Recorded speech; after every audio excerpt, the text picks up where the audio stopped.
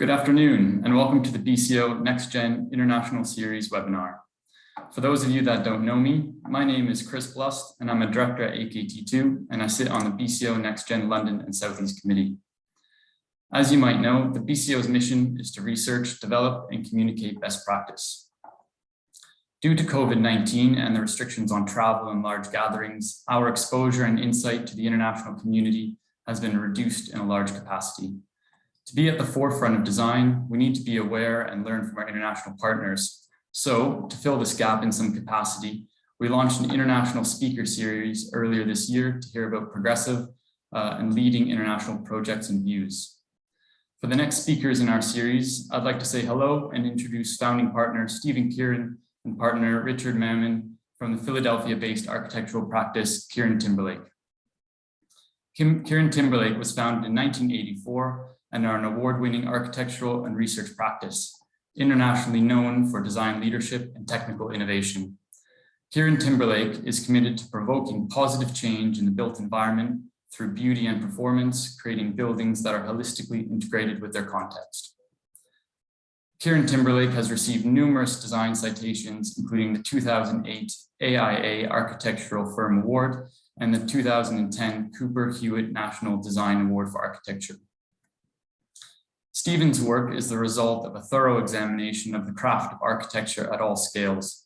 Along with founding partner James Timberlake, Stephen received the first Benjamin Latrobe Fellowship for Architectural Design Research from the AIA College of Fellows. Stephen has co-authored 6 books on architecture, including the influential book, Refabricating Architecture. In addition to his architectural practice, Stephen has held professorships at several US universities. Richard has worked to move architecture forward while creating projects that remain deeply rooted to place and culture. He currently oversees New York University's 181 Mercer, while his past projects include the US Embassy in London, Washington University in St. Louis, and Dilworth Park in Philadelphia. Richard lectures internationally on sustainability, tectonics, buildings with historic precincts, and the role of architecture in diplomacy. We have Stephen and Richard here today to speak to us about the US Embassy here in London. While this project is not international to us, it is, of course, international standards and norms that we might not be familiar with here in the UK. So, as not to take up much more time, the last thing I'll say is that our viewers are welcome to submit questions via the chat at the bottom of the screen anytime, which I'll be happy to take up at the end of the presentation. So now over to Stephen and Richard to tell us about their embassy design.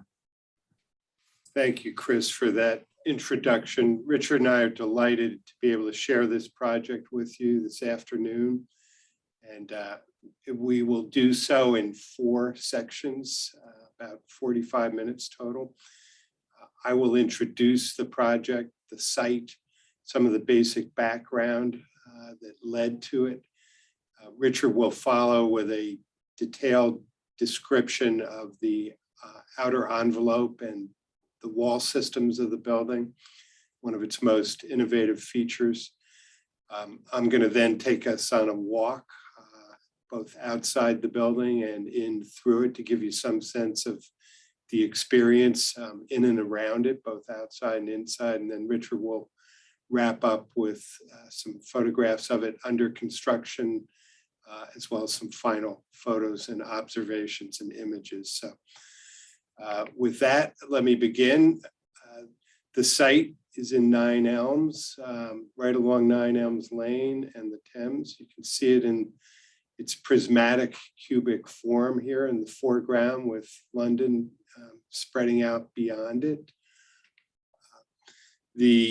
One of the significant intentions of the Department of State when it selected the site was to contribute to the urbanism of this precinct, the 9 Elms precinct.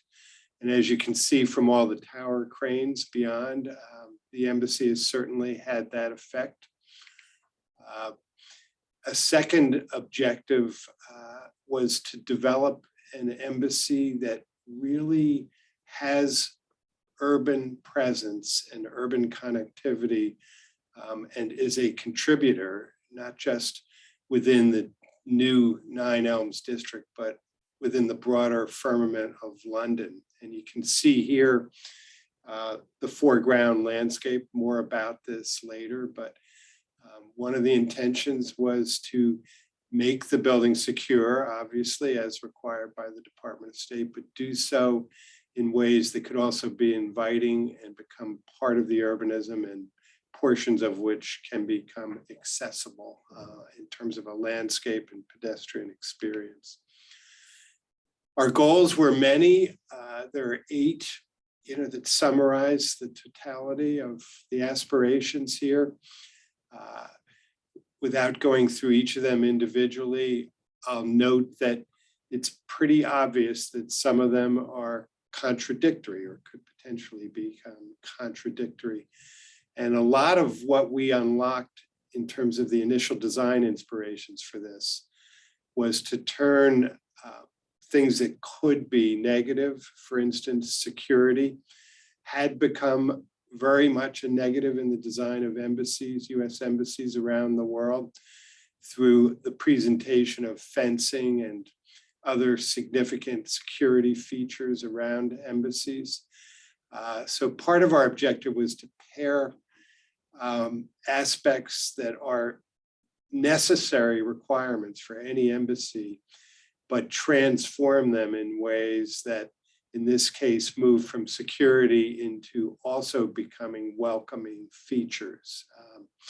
And there'll be more on this as Richard and I go through the presentation across the board, but wherever possible, that's what we sought to do, was to take constraints and turn them into opportunities, positive opportunities, to create an extraordinary environment for diplomacy that was efficient across the board and at the leading edges of environmental design and performance. And there'll be more on that that was accomplished here. And to do so in ways that are of its place, are welcoming, and create internal workplaces of desire and quality for everyone who works in the building. The original building was also a product of a competition. There were very few competitions for US embassies. Both the Saarinen Embassy, designed in 1950, built just after World War II, and our replacement embassy were the product of design competitions, limited design competitions. But you can see the original building on Grosvenor Square. It was a significantly smaller building than the footprint and requirement of the US and London had come to require over the years. So there's just simply not enough space. But equally important to the decision to replace the 1950 building, however, was the inability to really secure it in a way that would meet US requirements for security around its embassy.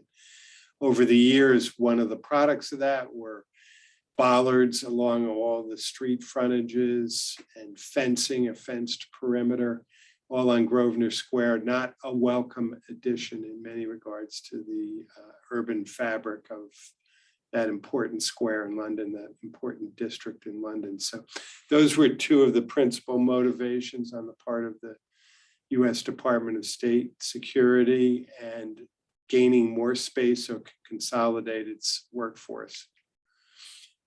The Nine Elms site, as many of you will recollect, not too long ago, looked like this. It was, between Vauxhall and Battersea, more or less a support district for London, with lots of support facilities, Royal Mail, DHL, car dealerships.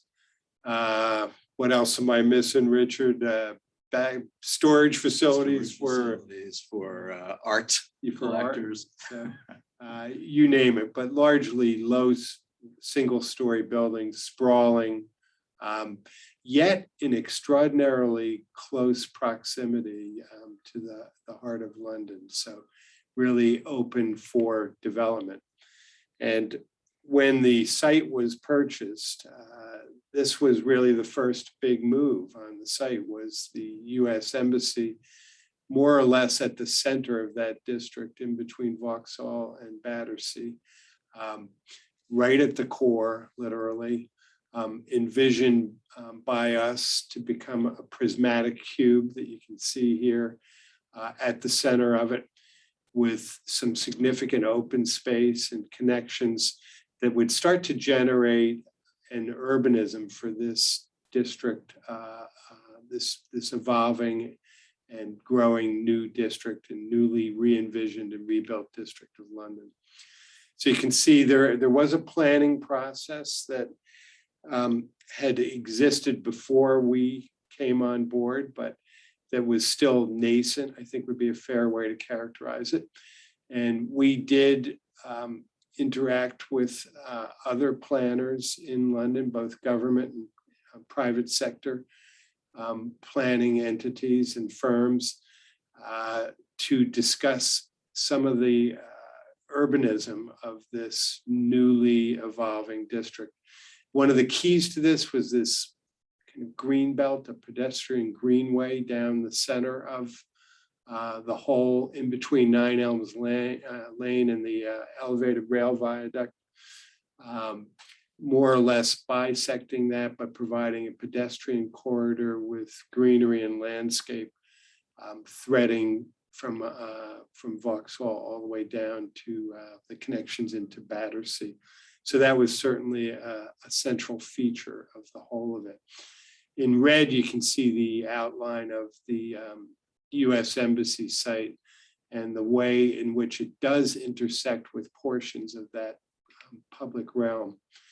Diagrammatically, our site planning strategy recognized these four corridors that extend in an east-westerly direction, more or less, beginning with the river as it bends around at this juncture here, Nine Elms Lane, the railway viaduct, and the introduction of this new linear park. So we thought of these as four strands of connectivity and movement across the site, and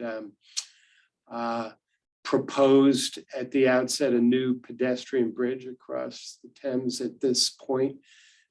As most of you know, that has not happened yet. A design for it did come to pass, but at the time we were envisioning this, that was basically just a future thought that someday may happen, connecting from Pimlico across the river into the site. But the basic idea was to thread spiraling paths, pedestrian paths, from the Greenway into the site, from Nine Elms Lane into the site, ideally, ultimately from across the river into the site, to connect the whole of it as a pedestrian experience. We began with a maximum building envelope. This was generated, as you know, through regulations, through London-based regulations. We referred to it as kind of the ice cube, but that was the max iceberg, slightly bigger than an ice cube and irregular in shape, but that was the maximum volumetric envelope that we could build within in order to meet all the regulations, the view shed regulations to which the project was subject. So quite an irregular outline. You can see our approach was to actually compact even further within it at the center of it, used well less than half of the allowable maximum volumetric envelope for the new building. But that was certainly a positional constraint and one that we had to and desired to honor. The resulting form, overall, you can see depicted here, a cubic prismatic volume, and I'll come back to some of the reason for that form, both symbolic and functional in a moment. But You can see at the core, at the center of it, a core that contains not only structure and part of the significant structure of the building certainly is contained in that core, as well as all the elevators, stairs, mechanical systems, etc. And around the perimeter of that core on all sides, there's a ring of circulation, a ring of closed offices with glass walls on them, and all the open plan office space is located around the perimeter. More to come on that, but that's the basic form of our prismatic cube that you can see depicted here. Within the context of London, one of the reasons for it is that it's a timeless shape, a timeless geometry.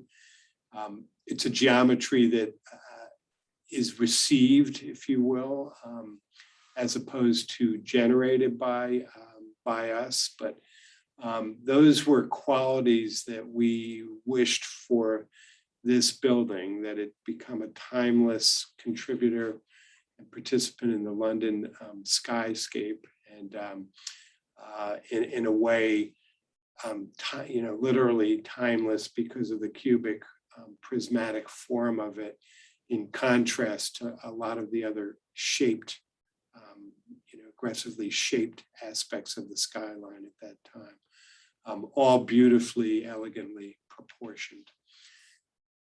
One of the other great assets of the cube, frankly, was the relationship of facade area to volume.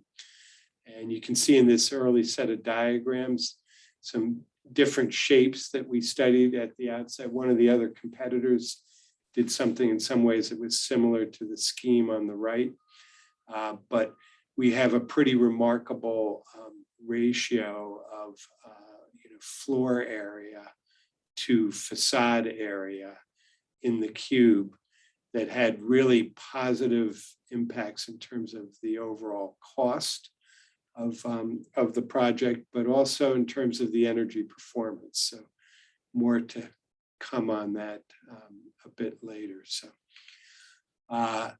we were certainly also very motivated by the symbolism of this building and what it stands for in the world, what it represents in terms of our democracy, and how it's projected in the world broadly, and specifically in the home and capital city of our most important ally in the world in terms of the UK. So we began with collections of images as a way to start to think about this at the outset. At the same time, we began with collections of American landscapes. It's one of the things that our country is most frequently associated with, is our extraordinary array of landscape types across the breadth and of our country. So we were very much thinking of those landscape types and how the site and even the interiors of the building could represent that aspect of the United States. The forms that we started to think about way back in the competition phase of the project were literally things like Fresnel lenses and crystal shapes.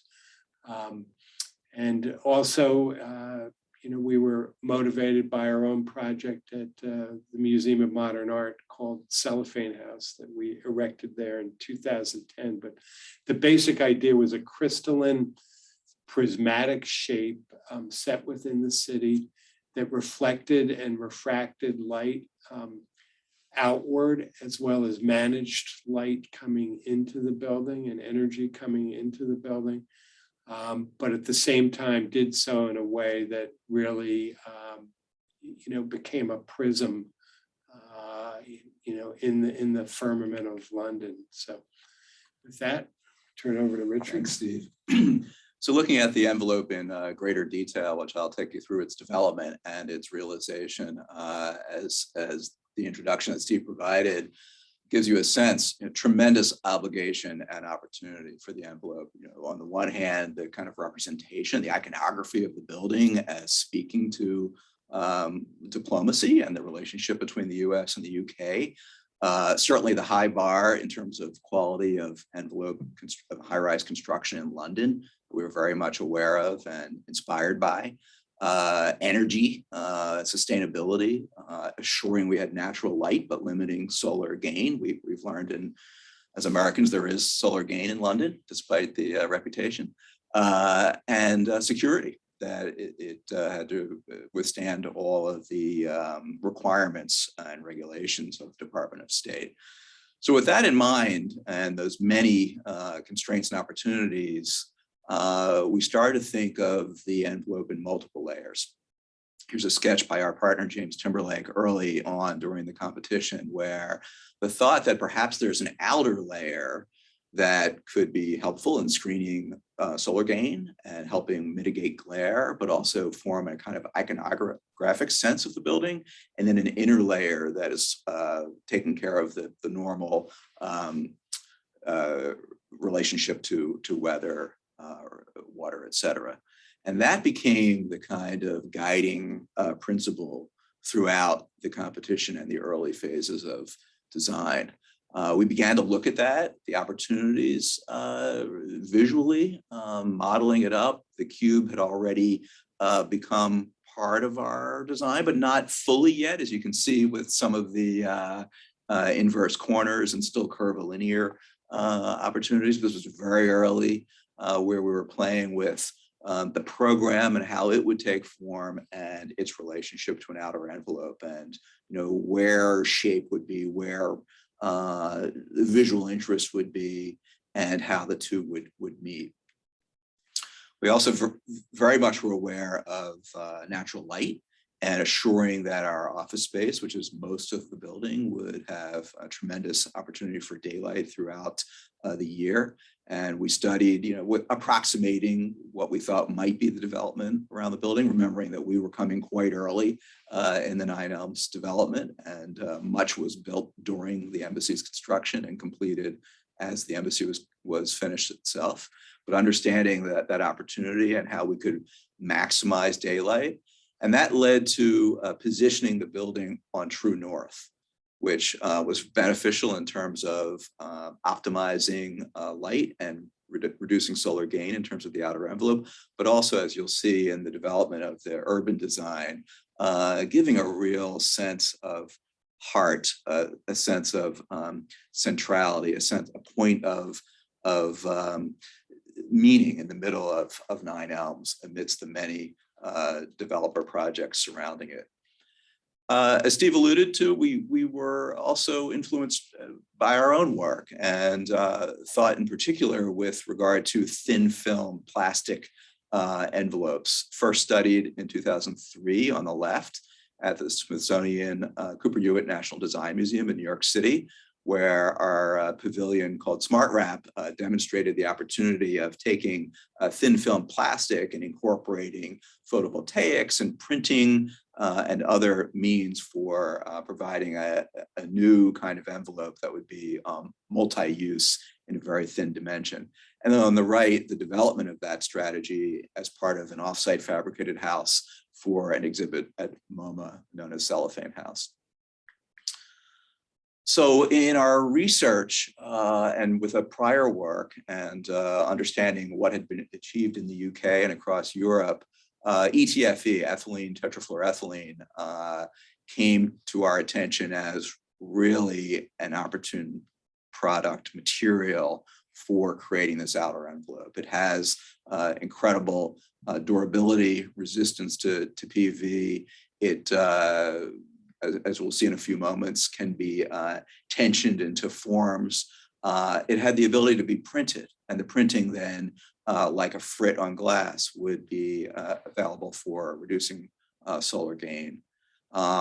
We had seen it mostly used in a double layer with air pressure applied as an insulative envelope, or as a single layer skylight, perhaps covering a canopy outside, but not used in this way of an outer layer of the building. So with the curiosity and questioning of our clients, the State Department, who wanted to be sure that this was really viable, we did intense studies both internally in our firm and with our consultant Arup, working on both the MEP, mechanical, electrical, plumbing, and sustainability and facade design. So here's a study where geometric opportunities for the outer envelope were looked at relative to limiting solar gain. We knew that horizontal shading on the southern side and vertical shading on east and west were going to be beneficial. But at the same time, we also wanted to create a facade that was more uniform, that had the same architectural characteristics as one moved around the building. So the idea then in the outer envelope, creating a geometry that would both shade the higher sun on the south and the lower sun east and west. We then took the digital models and actually created fabric mock-ups, you can see in the upper right, and then 3D printed models as we looked at the aesthetic impact and the shade and shadow possibilities. So it was very much multimedia in terms of this exploration. And then finally, again, working with Arup in form finding software in terms of how to provide both the structure, aluminum structure in this case for the ETFE, and how to stretch it in a way that the material itself would take that shape and take it over a long time. And this studies through the competition and then the earlier phases of design led to the ultimate design strategy, which is shown here. The outer envelope on the left, ETFE stretched on aluminum frame, vertical support rail essentially held from the roof of the building and tied back at intermediate points. And then a highly thermally designed curtain wall that is thermally isolated, the first of its type that's both blast resistant and isolated in that way, and provides the external skin of the building. Lots of research into glass type and understanding color and transparency. This is on the roof of our own building, our former office here in Philadelphia, where we were through angling and positioning of this, imitating the London sun and coming up with the strategy that we thought optimized all of the options in front of us. And then finally, the actual mock-up that was tested here in York, Pennsylvania, outer envelope, inner envelope, and noteworthy, earlier in our design strategy, we looked at including photovoltaics as part of the outer envelope. So we would not only mitigate solar gain, but also create energy as part of the renewable strategy for the building. And you can see those photovoltaics just beyond the orange railings of the lift. The reality is that the rooftop photovoltaics, which were constructed both on the main roof and on the entry pavilion roofs, were far more effective in terms of achieving energy based on the initial cost. And ultimately, the photovoltaics on the outer envelope were not part of the final construction. It's important to understand the envelope as part of an overall strategy for the building. The US State Department, in conjunction with planning approval, really looking for the highest levels of sustainability possible. And this is in 2009, 2010 during the competition, 11 and 12 when we were doing our design work, understanding that the building would open in 2017 in a city with really high-performing high-rise buildings. So the envelope, a key part of it, but also renewable energy, ground source heat pumps, photovoltaics used throughout the roofs, as indicated on the lower left. On the right, being very much smart about not only the choice of systems, but finding ways to reduce the energy load in the building, to look at how many computers people were using, et cetera, what types they were. So that bringing all of those strategies and initiatives together would result in the goal for LEED Gold, but the aspiration for LEED Platinum, which we achieved, and the requirement for BRAM excellent and the aspiration for BRAM outstanding, which we are on the verge of achieving. Not to go into this in great detail, but a building of this complexity, there's not one answer for the sustainability question. It's cumulative. And with an embassy program, no operable windows, redundant systems, you're starting, as shown at the lower left, with a baseline deficit. So climbing your way out of that to get to this high level performance means a series of steps that impact every aspect of the building. And noteworthy, at the upper right, inner envelope and outer envelope playing a very big part of that. So here's the finished work, landscape still being established, looking east, and you can see the outer envelope on the western facade. It's on the western, southern, and eastern facades, those that receive a solar gain, and not on the north. And the great potential of this approach of multi-layers of a sense of transparency and translucency, a crystalline quality that we thought aligned itself with the notion of the building as a place of diplomacy, a place of representing democracy and the US-UK relationship, evidenced through this kind of wonderful relationship of materiality changing through the day, across the seasons, light, shadow, reflection, moments when you can see through it, can see beyond it, and the constant shifting throughout the day, giving it this, we think, wonderful crystalline quality that aligns itself with program. The view from below, rarely seen unless you're actually on the site, to the framework supporting the ETFE, and again, the sense of layered, multi-material, light, shade, shadow, contributing to the impact of the building visually. And then the overall view from above, taken as the landscape was being established and more construction at the perimeter. Now back to Steve. Okay, for a walk, first about the perimeter of the building and then inside the building. The site plan that I alluded to earlier was developed basically to affiliate landscape features such as low retaining walls with benches around the whole south flank of the building, such as a pond, such as some incised walkways within the slope of the site that one cannot see. All of those features are simultaneously security features of the building, but also landscape features of the site.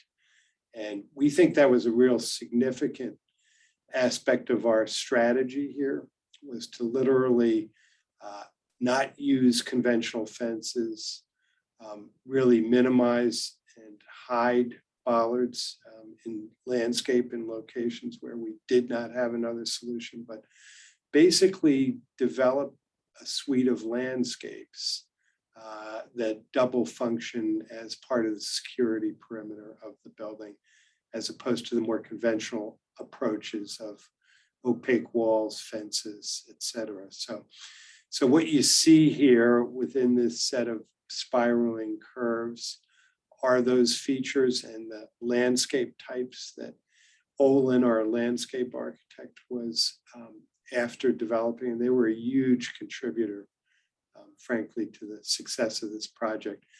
You can see a suite of landscapes, a meadow terrace in the front, a woodland at the Consular Garden, also in the front of the building toward the bottom left here, a green that's used for events, labeled the bowling green, the pond itself, again, part of the secure perimeter of the building, but also a landscape feature.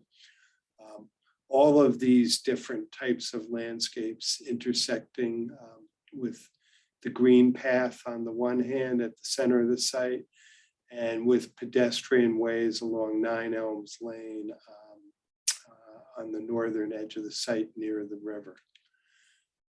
So just a walk through the site beginning along 9 Elms Lane. You can peel off of 9 Elms Lane enter onto this sidewalk that approaches the corner of the building here.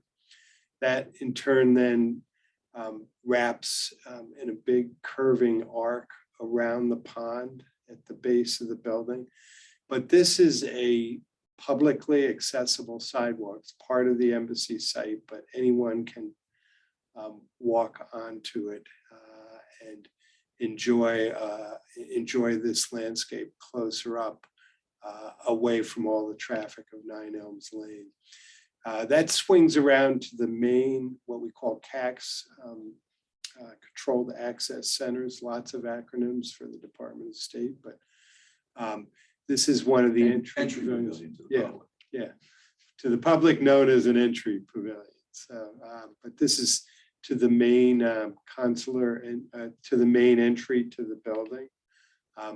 Going through that entry, one comes into a great hall, not conceptually unlike the Great Hall in the Saarinen 1950s building with the Great Seal of the United States, the names of all the ambassadors to the Court of St. James inscribed in that wall.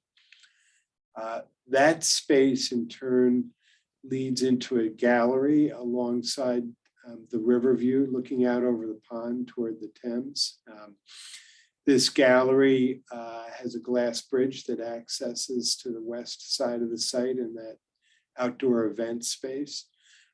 The huge feature in it is an artwork, the US Constitution by the artist Mark Bradford, that you can see on the wall here to the left. Moving down the stair, you can see that artwork reflected in the glass bridge and rail system that is entirely fabricated of glass, including its structure that stretches along the northern flank of the building at the base. As you move down the stair to the space at the bottom, there are artworks and portraits of ambassadors on the perimeter walls of this event space with the glass bridge spanning again an entirely fabricated and structural glass across that whole northern flank. You can see the shaping of the stair itself, also a glass fabrication with glazed treads and glazed risers, structural glazed treads and risers here with details of the US Constitution, the Bradford art piece in the background. Arriving down at the bottom, turning around and looking back up toward the entry hall, across the glass stair and the artwork to the right. You can see the view here. The columns of the building come right down through this space to the lowest level of the building. To the left, where you see that wood wall, that is a flexible event space that can be configured into multiple rooms or left open as depicted here for events of all different manners, including those that need complete acoustical control and have a perimeter around them when the walls are drawn closed. And times like this, one can be left entirely open.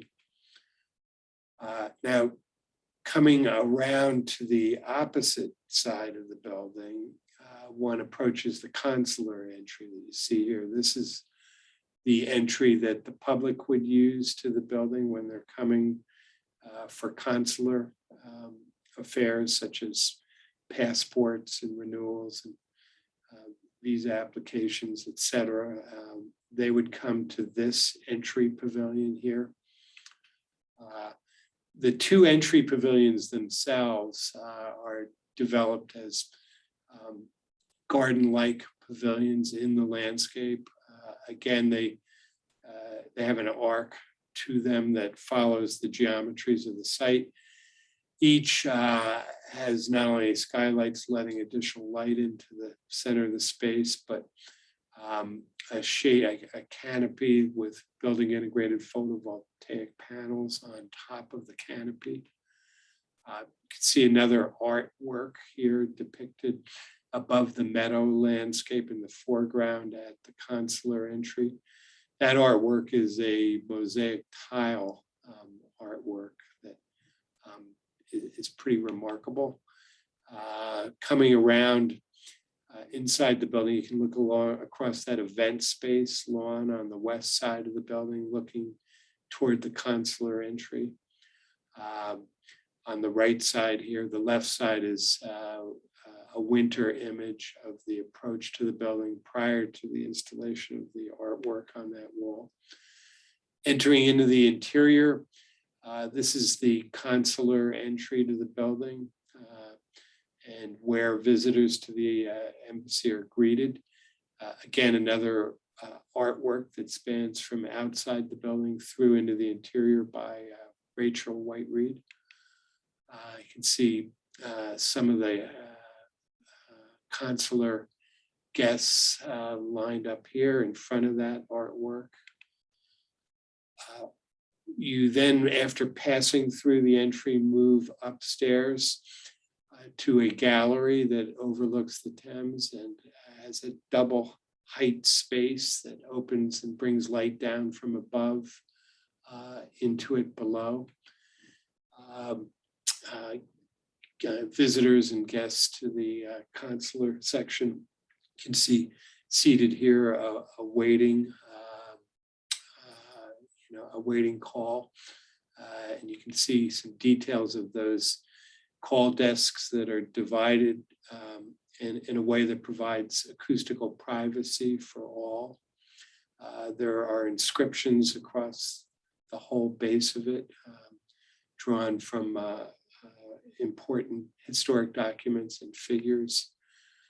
Another huge feature of the interior is the way in which we have developed representations of classic American landscapes and use them throughout the interior to create centers for conference spaces at the upper levels of the building.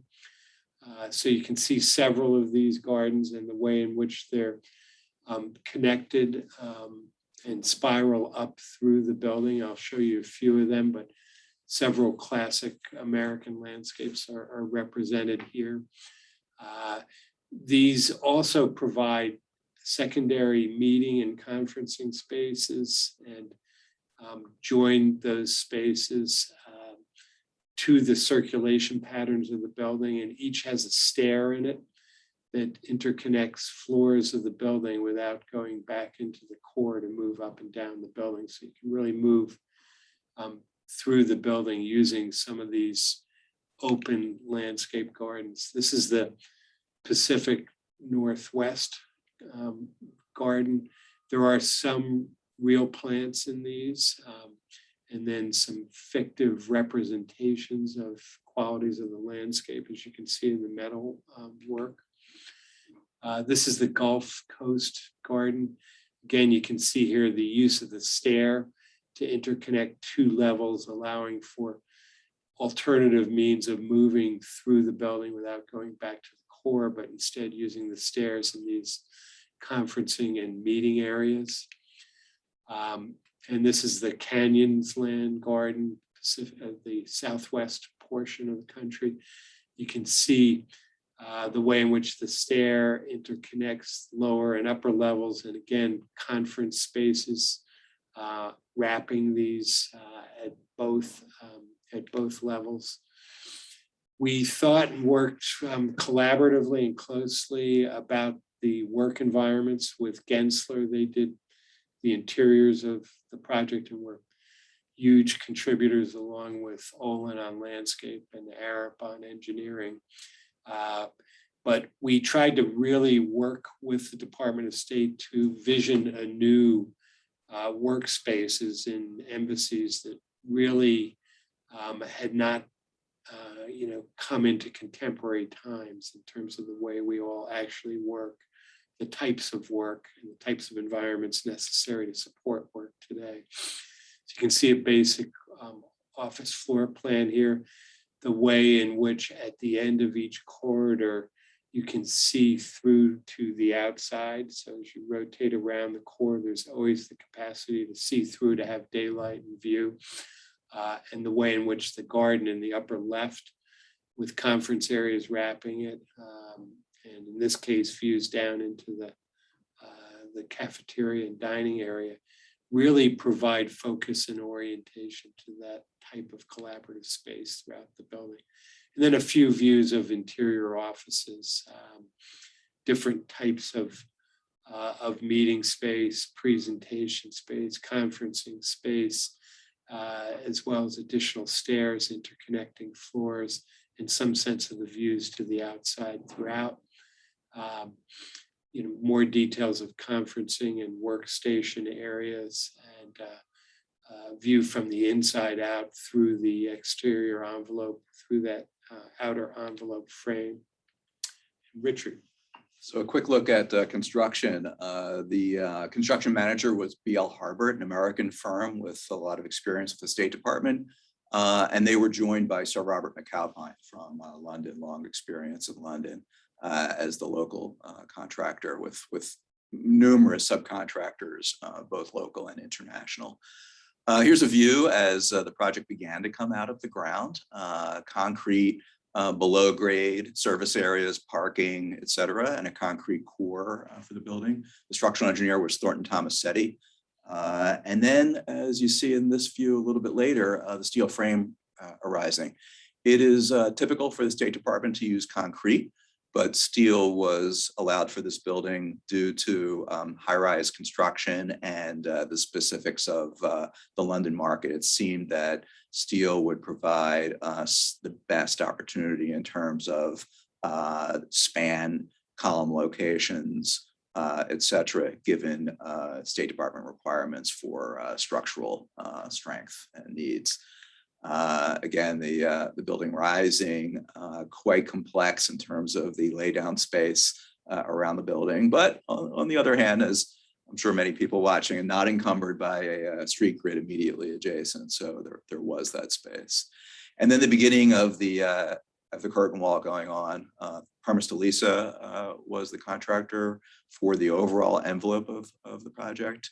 The curtain wall, Parma Stelisa product, and then the outer envelope from a firm called Bird Air.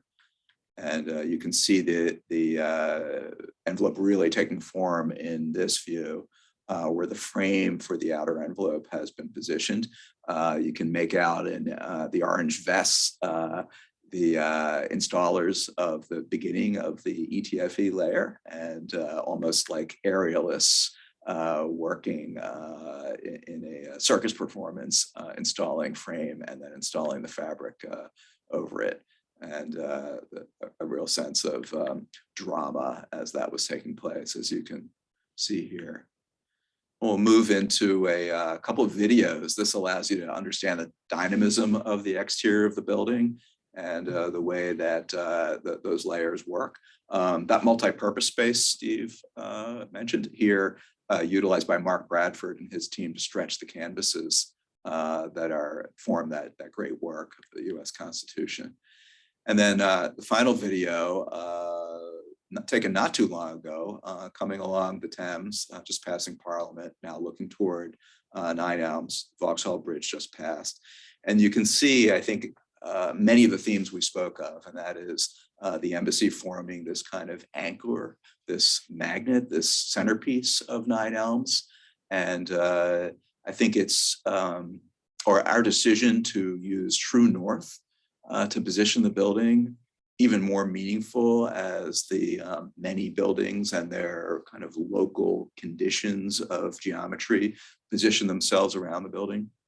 You can see its relationship to the landscape and the emerging linear park, roughly following this line with the landscape of the embassy and the consular pavilion right there in view, forming a real sense of destination along that linear park. And the overall view of the building and the promise achieved, we believe, of the themes discussed.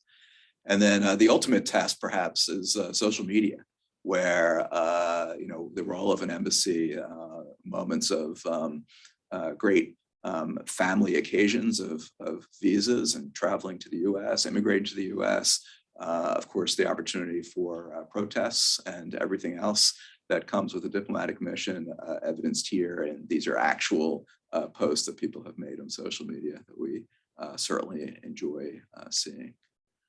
So with that, we would love to open it to questions. Thanks, Chris. Stephen, Richard, thanks so much for those insights. Really, really interesting.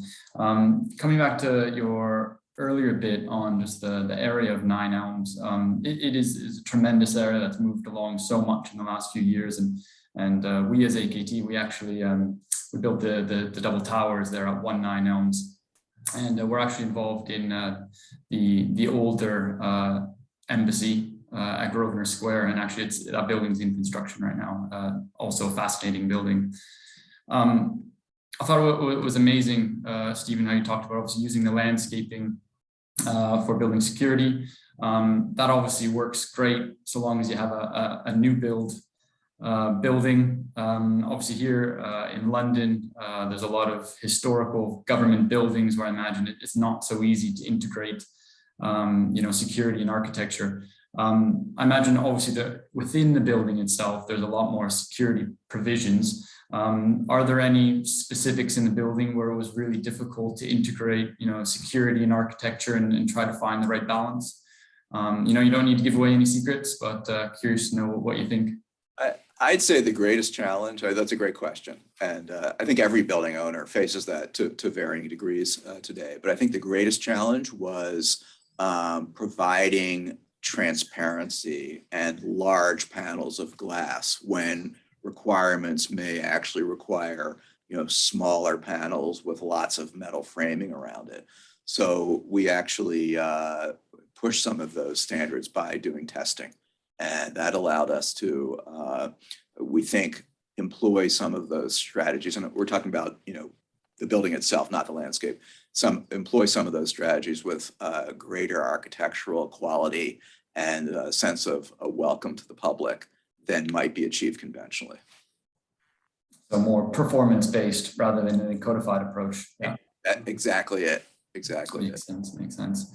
So obviously London, really strict planning processes in comparison to other cities. So considering this is an embassy with itself has a lot of requirements, how did the planning process in London really influence the design, and how did that go with the local borough and the GLA? Yeah, let me start, and then maybe Steve will pick it up. First of all, we, working with the State Department, complied fully with London Borough of Wandsworth and its planning arm. I believe our Reserve Matters submission was 1,700 pages. It's still online, so you can check that. It was incredibly thorough. The distinction for us coming from primarily a US background in terms of urban building is zoning versus the consultative process in London. And that was eye-opening in many ways, in that the process was all about communication.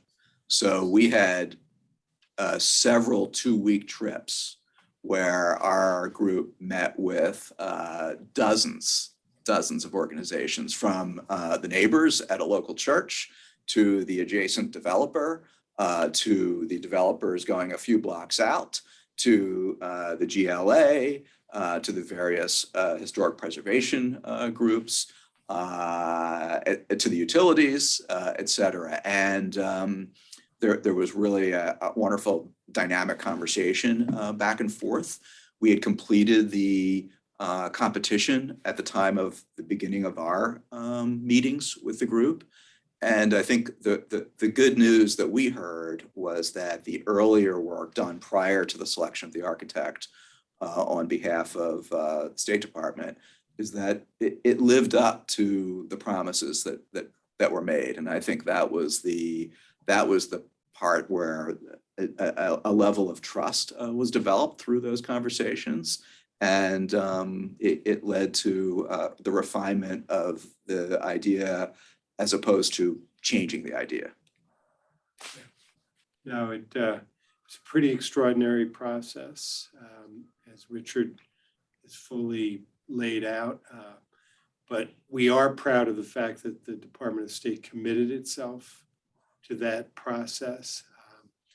We do think that all of that work together made for a better project at the end of the day, a more integrated project with the city, with the proposed new landscapes about it.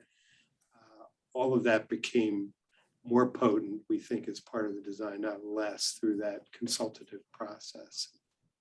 Yeah, I think a key part of those conversations, just reflecting back, was in a way people expected the worst. Yeah. They expected walls and fences and rows of bollards and a building with no glass that you wouldn't be able to see in, that was opaque, and certainly no landscape to be able to enjoy. And I think that the qualities by which this building and this site give back to the city and engender, the relationships with the existing neighborhood and the new neighborhood and the relationship to the river built up a sense of strong relationship that guided the planning process. Absolutely. And actually a point or a question from Malcolm Strode, was the walking route through the site a conscious decision, or was it a pre-existing footpath? So I guess that walking route may have also developed through the planning process. It was a conscious decision, even during the design competition, to engage the site in that way. And we came to understand pretty early on that we could create that walking path along 9 Elms Lane that peeled off and walked through the site really at the outset of the project. And that seemed like a desirable thing to do. Same on the southern flank near the greenway in the middle. There are ways in which we came to understand, even during the design competition, that we could blur the boundaries between where the site actual property line was and some of the spaces that the public could use along that edge. And we did do so in a way that starts to engage the greenway with portions of area that are actually US government property. So, that was conscious and deliberate from the outset of the design competition, and it held up through the whole consultative process and the whole design review process with the Department of State. Great. Just running out of time, maybe a last question. Jakes Ferguson is asking about net zero. So here in the UK, the largest probably conversation in the industry right now is measuring each building's carbon footprint. And so we will literally break down every single component of the building and measure the embodied carbon. Obviously, you guys probably got into the design well before that conversation had really picked up the way it has today. But was there any kind of consideration of looking at, low levels of embodied carbon in construction materials or anything like that? Carbon analysis is part of our work in our office. It just always has been, and particularly embodied carbon, operational carbon, everyone's talking about, but we're certainly looking at embodied carbon. The issue on this particular building is, number one, the time frame. The competition was 2009, 2010, so it was ahead of people talking about this in such detail in London and elsewhere. But two is there are certain requirements of the State Department that bring you to a level of use of materials and choice of materials that does not have much variability. Now, it's now 2021, and we're continuing to work with the U.S. Department of State on other projects, and they're looking into that and widening the range of material choices and looking at the potential for some of the influences in the commercial world. So I think there's promise in terms of this type of building and heading toward net zero, and we hope to get there. Steve. Yeah, that. We showed in our presentation a stair-step diagram that starts to move the building and the needle on it as far as it can go in that direction. So we pushed on it. We believe, the Department of State as far as we could, literally, in this regard at this time for this project in that regard.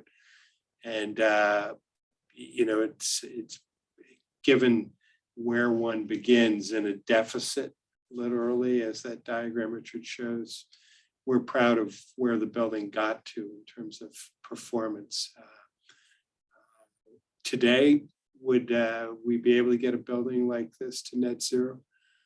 Perhaps, but it's a huge push because you begin with almost a 10% reduction in possibilities because you can't have any operable windows, for example. And there are just a suite of security-based requirements that make that a real reach. The potential for timber to be used for structures and other materials that we all know from private sector work, the conversations are beginning around that. So as I said, we're hopeful. Excellent, excellent. Well, thank you very much to both of you. We are out of time, and thanks to everyone on the webinar. I really hope everyone out there found it interesting, insightful, picked up a few interesting facts today. So a big thank you again, and I look forward to seeing everyone at our next event. Thanks. We appreciate the opportunity. Thank you. Take care. Bye-bye. Bye now.